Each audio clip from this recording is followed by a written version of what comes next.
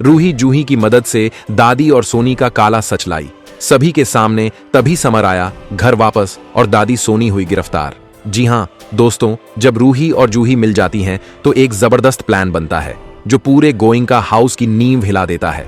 तभी रूही जूही से कहती है, जूही अगर हमें उस शख्स का सच सबके सामने लाना है जिसने तुम्हारा और समर का धोखे से तलाक करवाया है, तो तुम्हें मेरे साथ गोइंका हाउस चलना होगा।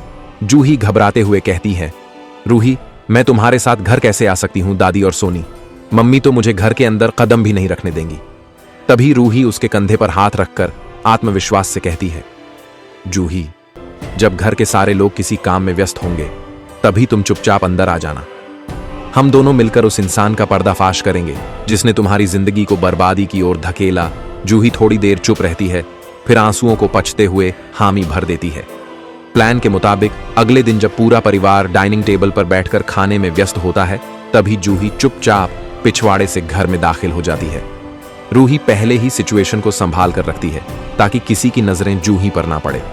दोनों धीरे धीरे दबे पांव दादी के कमरे की तरफ बढ़ती हैं।